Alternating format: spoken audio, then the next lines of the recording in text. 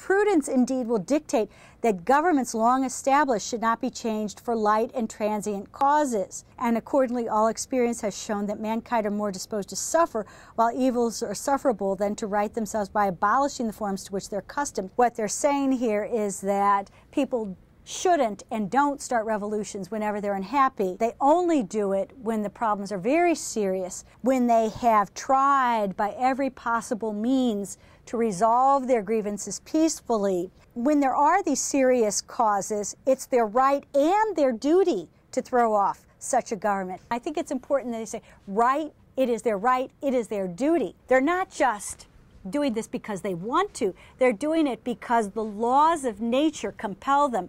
And that's a persistent theme in the Declaration of Independence. Necessity compels us to do this. We don't want to do this. We're not choosing to do it because we're rabble-rousers. We're doing it because the laws of nature tell us that we must do this. Otherwise, we will be the equivalent of slaves. Our liberty will be taken away from us. The history of the present King of Great Britain is a history of repeated injuries and usurpations, all having in direct object the establishment of an absolute tyranny over these states. When the king becomes a tyrant, revolution is necessary to preserve the liberties of the people. To prove these, let facts be submitted to the candid world. That's a very good rhetorical device. Let the facts be submitted. So any objective observer, given this list, will understand why the colonies are starting this revolution, why they are declaring their independence, and they will side with us. It's interesting to look at the list in the Declaration that each sentence begins, he has, he has, he has. And who is the he? Well, the he is the King of England, King George III.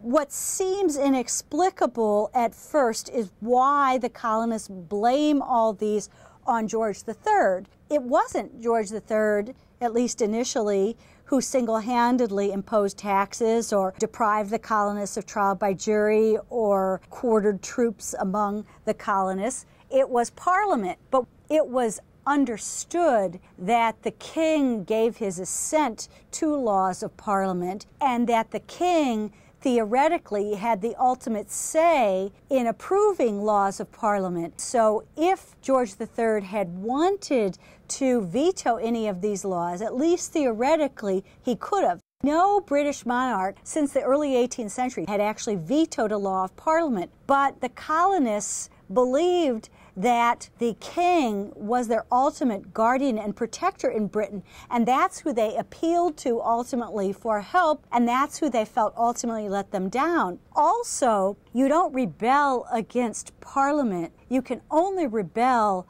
when the king becomes a tyrant, and when the king is no longer the protector or guardian of your liberties. They have to lay these issues at his feet in order for rebellion to be justified. So I think this list of grievances is interesting in its particulars and more generally because they blame all this stuff that previously might have been blamed on Parliament on the king. He has refused his assent to laws the most wholesome and necessary for the public good. That is a reference to the fact that after the colonial legislatures approved a law, then it would go to the governor in that colony for approval, then it would be sent to England for approval. And there are cases in which the Crown refused to pass certain laws that the colonists thought would be good for them. The colonists feel like Britain is coming between them and their just right to representative government in their own colonies.